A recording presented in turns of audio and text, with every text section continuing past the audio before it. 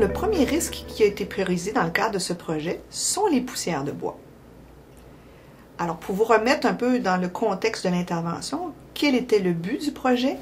C'était justement d'amener les étudiants, qui sont en fait de futurs travailleurs, à être conscients des problèmes les problèmes de santé reliés aux poussières de bois, des façons de se protéger, puis de porter aussi ces moyens de protection. Un autre but, c'est manifester en cours de projet.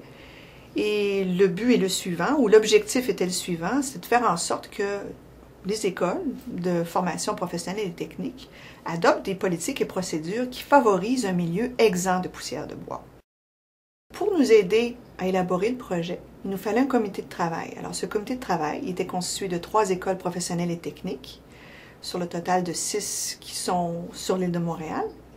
Il y avait la conseillère jeunesse de la CSST, une conseillère pédagogique de la CSDM, des gens du CLSC Pointe-aux-Trembles, de l'équipe Santé au travail, et moi-même de la direction de santé publique. Le projet nous a permis de produire plusieurs outils. Des sessions d'information destinées aux enseignants, à les sensibiliser à la problématique des poussières de bois, parce que je vous dirais que tous les enseignants n'avaient pas la même perception de la gravité du problème. Des sessions d'information destinées aux étudiants. Il y avait aussi un aide-mémoire conçu par la conseillère jeunesse de la CSST pour aider les écoles à ne pas oublier d'inclure des activités bien précises concernant les poussières de bois dans leur plan d'action.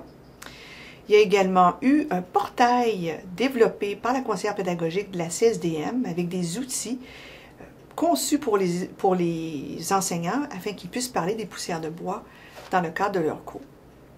Et même la DSP de Montréal a développé au courant de ce projet-là une vidéo sur l'asthme professionnel qui a été même tournée dans une école participant au projet.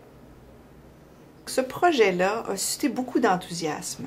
C'est sûr qu'au début, on cherchait, on voulait trouver le meilleur angle pour développer tous les outils. Mais finalement, quand on a eu l'air d'aller, on a remarqué un enthousiasme des participants. Alors, au-delà des sessions d'information qui avaient été développées, il y a eu beaucoup de changements qui se sont instaurés dans les écoles qui ont participé au projet.